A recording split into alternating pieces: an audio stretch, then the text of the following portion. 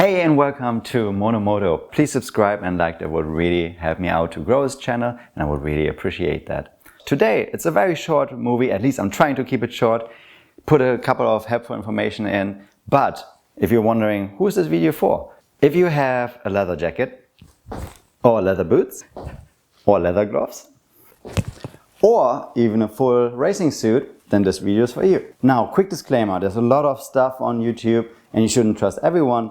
Just like a quick few words so you know why I'm talking about this and that you can trust me a little bit on this. This particular racing suit is 7 years old and just a couple of months ago I actually had an accident with this. Now, leather is a little bit like human skin. Of course it is animal skin, but a lot more abrasion resistance and stronger.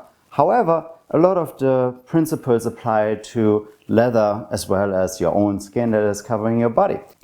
As leather ages, it becomes more fragile. If you use leather as protective gear, as a motorcyclist should do, it's not only for fashion, guys and ladies. You want to maintain the leather so it stays supple and abrasion resistant.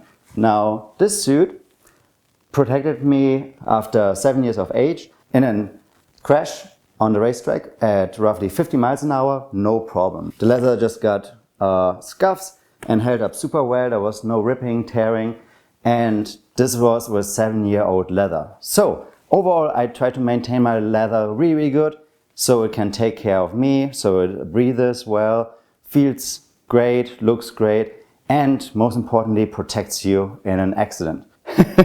Without further ado, I will show you 3 simple steps what kind of supplies you need to clean your leathers so it withstands a crash even after 7 years of use. But first, let me get out of the suit because it's really hot.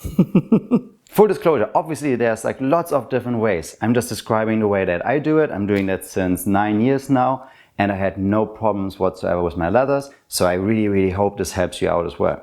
Now, if you have, for example, adventure boots, these ones are dirty from Joshua Tree Desert in Southern California. And you can see they're just coated in very fine dust. And this one is cleaned. So this is how nice the boot can look like. This is the dirty version. And what we're gonna do to get from here to here is 3 simple steps. Step number 1, if you have something really dirty, sand, mud, bugs, any sorts of stuff that you want to remove from your leathers, use warm water. I will show you in a second. Now, to clean something like this, it's 3 simple steps.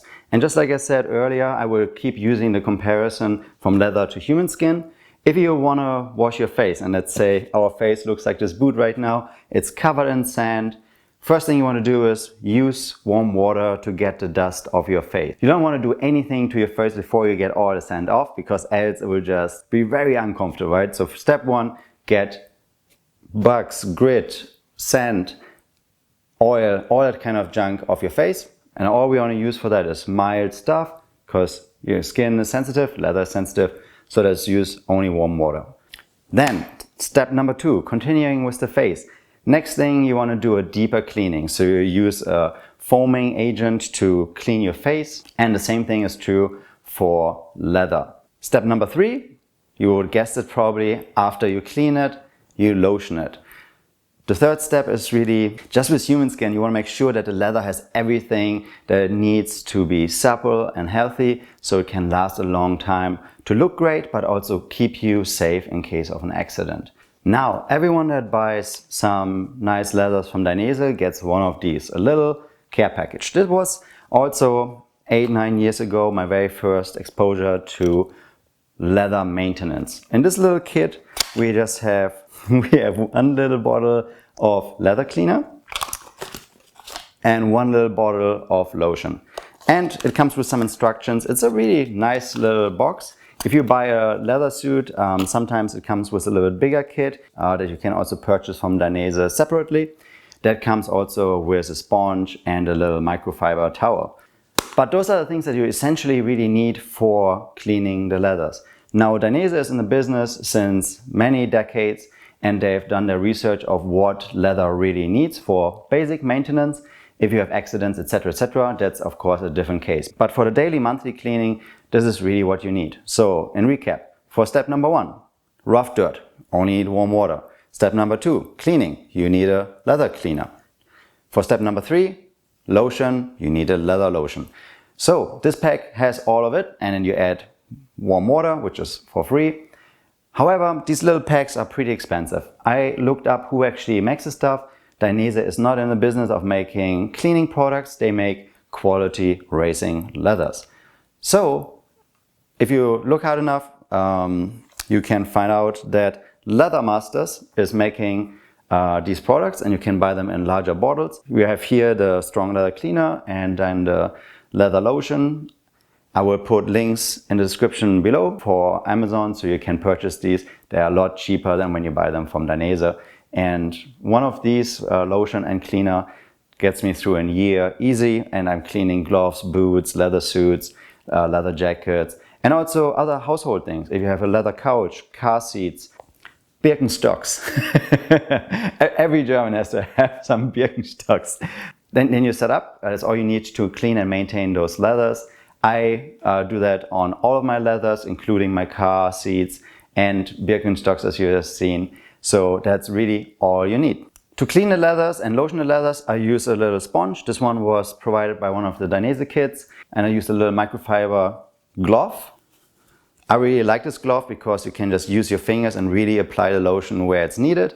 Of course, you don't need these two. You can just use simple microfiber cloth and use one for each job, one for cleaning, one for lotion, and you're set as well. But I will link this stuff in the description below so you can pick it up if you decide so.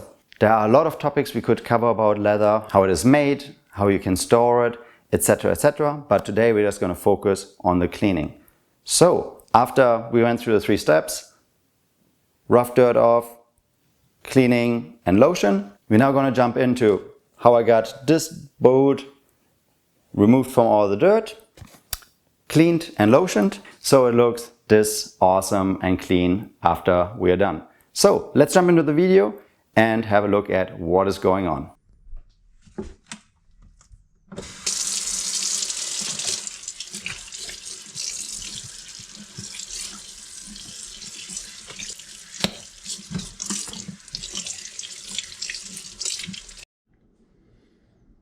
All right, the rough dirt is off. We still have some dust here, so just get a foam and make it wet with warm water. Nothing else. Just gonna brush here in the sticky bits a little bit more of the dust out. All right, now for the leather. We're gonna use again the strong leather cleaner. Give it a good shake.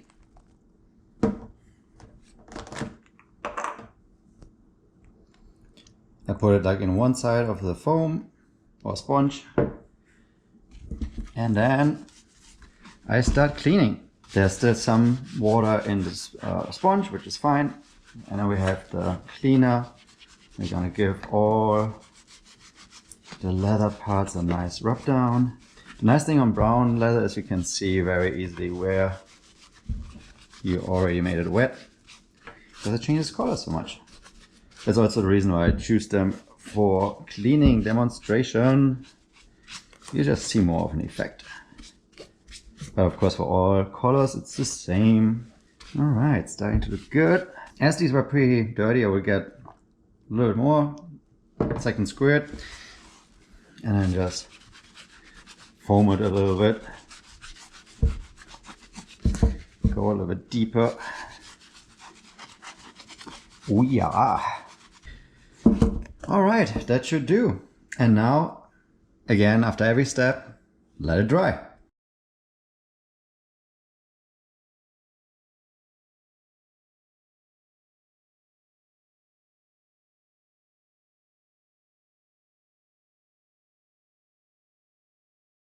Okay, about 30 minutes has passed. The boot is mostly dry, still a little bit moist, but that's okay for lotion because lotion will make it also slightly wet. So we go back to the lotion, give it a good shake.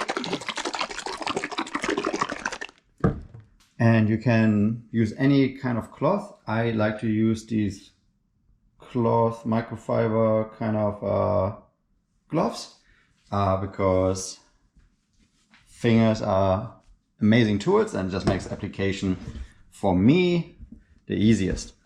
All right, so I like to apply a generous amount and I just use my fingers to make sure it gets distributed perfectly and we get every crack and cranny. And again, with brown boots you can see so nice the color difference because they get a lot darker once they get a little wet. So that's one panel done. So we know it's going to work our way around.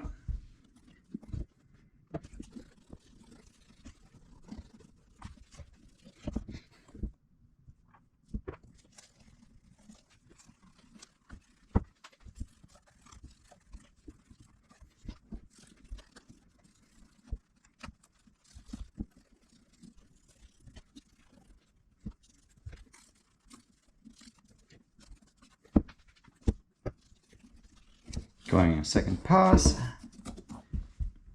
I feel like that panel looks a little bit dry. And the nice thing is with the glove you cannot really over lotion things because you distribute it and you can really with the finger feel of if the leather is still absorbing anything or if the lotion is just sitting on top of it, and then the glove will gently rub it off. All right, all the panels are lotioned, and now you guessed it, what's gonna come up next? Of course, you let it dry. Again.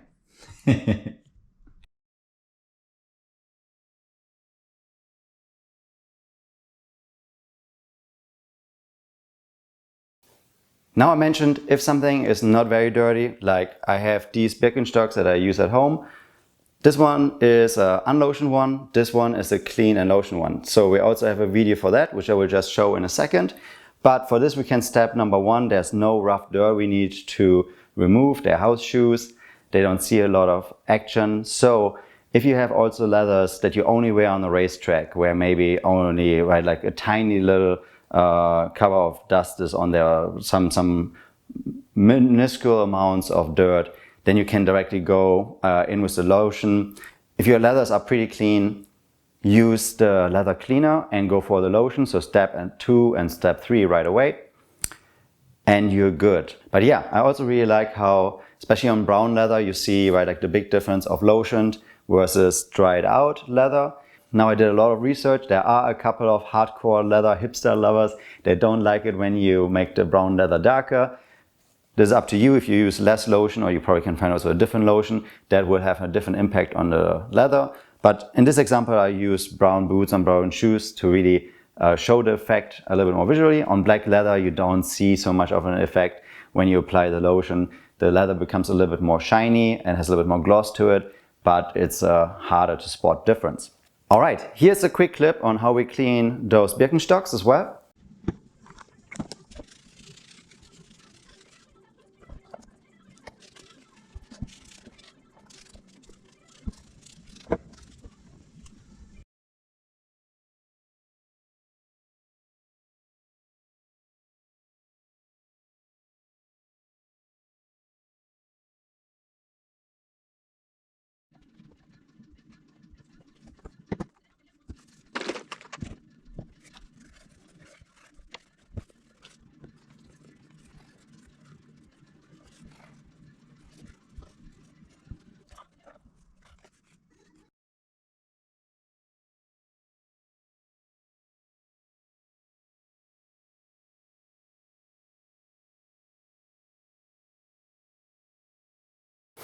And for a third time, as I promised, I wanted to keep this really short. I hope this short video was really informative.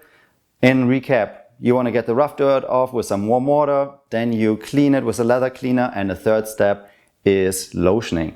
Always dry the leathers in between a step. Give it half an hour in a shady spot. You never want to expose and dry leather in direct sunlight. That is the worst. So please avoid direct sunlight when you dry it.